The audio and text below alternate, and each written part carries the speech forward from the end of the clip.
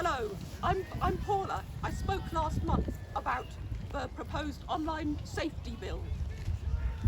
I'm going to say a little bit more about it again today, because as Kelly J has said, and as you all know, it's very difficult to speak the truth online. But if this online safety bill gets passed, it's going to become a whole lot worse. The UK government aims to make the United Kingdom the safest place in the world to go online. But there's a risk that in doing so, they'll only do it at the expense of making us blissfully unaware of real dangers in the real world. It is entirely possible under this bill that the live stream footage of Hatun Tash's attack last Sunday would have been blocked from appearing online, because under the proposed bill it's going to be entirely up to Ofcom and a select committee of so-called experts to decide what counts as online hate and what doesn't. Because the live stream involved violence, it's entirely possible it could have immediately been blocked. And the internet companies will have a very strong incentive to do so, because the bill proposes absolutely massive fines on them if they don't remove online hate within 24 hours. Now, why is this particularly important?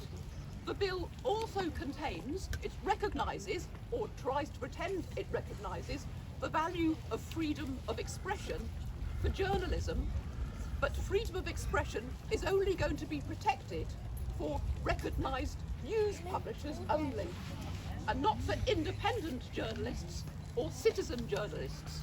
So it's entirely possible that Hatun Tash's attack would never have been reported in the mainstream media if it weren't for the fact that there were people online who were posting it.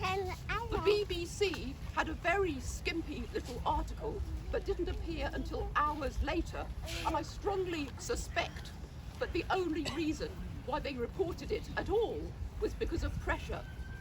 Now, meanwhile, in America, there were several channels who immediately reported the attack, because these are channels who know Hatun and know the backstory of what's been going on at Speaker's Corner for several years. So there were channels like Jay Smith from DCCI Ministries, David Wood from Act 17 Apologetics, and the Apostate Prophet. But again, it's entirely possible under the proposed bill that these videos would also have been blocked from the United Kingdom, because our online world is so safe. These people who know a lot about the backstory also corrected errors and omissions in the reporting by mainstream journalists. Can we leave it up to mainstream journalists to report the truth, the whole truth, and nothing but the truth? That's what I thought.